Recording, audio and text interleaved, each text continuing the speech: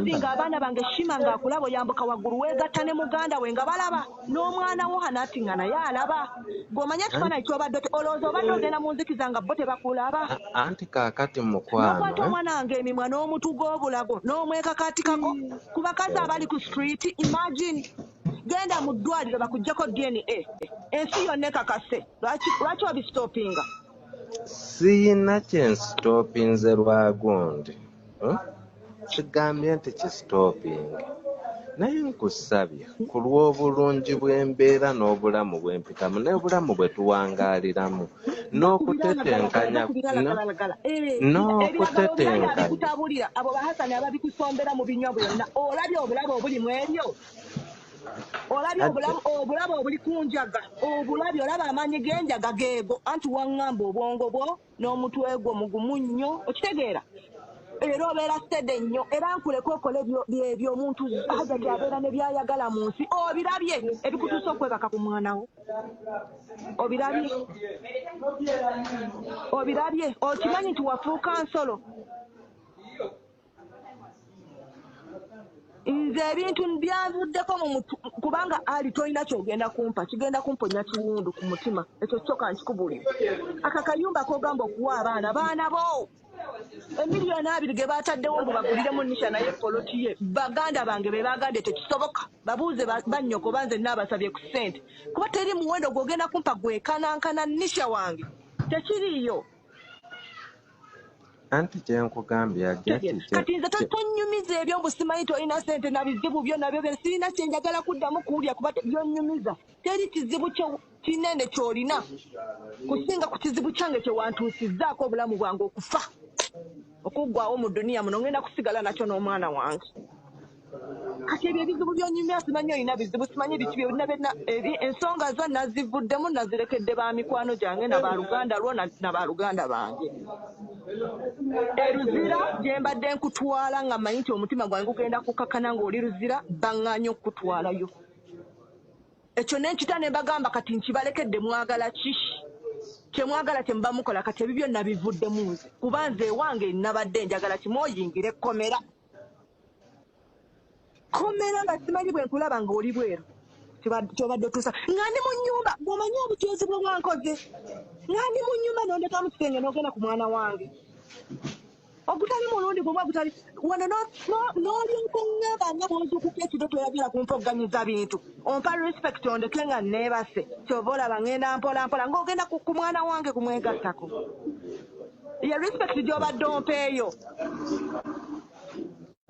manyi ozuukusa ogenze ku saalo manyi ogenze kukebera mmotoka ziri wabweru ng'ogenda kwegatta ku mwana wange nga ne mu kisenge mulimu omwana wo wa siniya fo omukulu ddala oli muntu olaba amaanyi g'enjaga bweru osaddako ku luno wandiwoleredde n'ova ku biragalalagala abo abasajja abajja okunnona basanga ndi mu kutikka mmotoka mpaakinga bintu ne bandeeta nga tebampadde excuse yonna bwe natuuka wano bye wawulira njogera nga nkuba amasimu nayogeranga n'Asane n'Aruuna mbabuulira bwe babalansinga sente okugaba mmotoka amafuta okusindika ssente z'omusolo kubanga nze nnyini byo ndi munda ndi musibe mukwano Hajjat ebintu byonna bigenda kuggwawo sikola omumanyi bwe mbeera awo owulira bwe mbeera ku ssimu mirimu ngikolera ku ssimu nze nnyini gyo nze bwongo mukwano nzikiriza nkuwa amakaago ate era mbadde nga zimba ku lulwo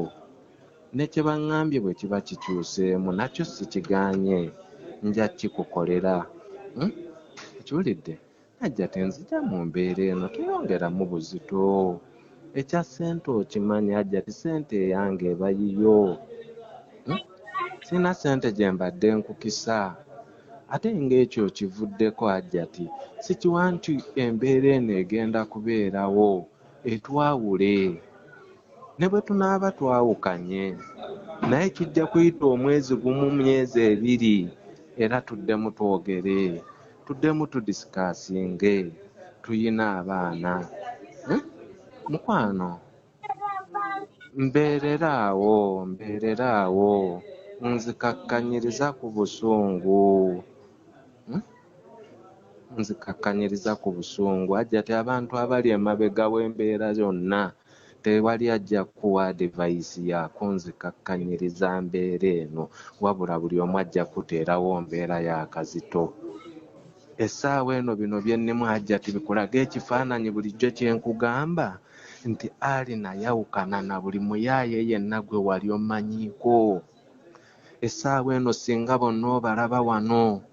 era singa bali mu kudduka eri n'eno, naye wallahi billahi Hajjat wadde wano ku poliisi sina muntu n'omu wadde gwe wadde ennusu olukumi kuba sirina ssente. Kye nakukabiridde ne nkugamba Hajjat, nakugambye Hajjat sina kye ŋŋenda kukyusa mu mbeera za bulamu bwange bwe mbadde ntambula naawe. Nja sigala nga ndabirira abaana baffe, nja sigala nga nkulabirira mu makaago ne bwe nnaaba siriiyo. Hajjat nja sigala nga nkulabirira mukwano, sijja kutenguwa kuba kino ekiriwo nkimanyi kijja tuuka ekiseera Mungu ajja kituggyirawo, oba else Mungu ajja tuteerawo embeera etuwa amazima gaakyo.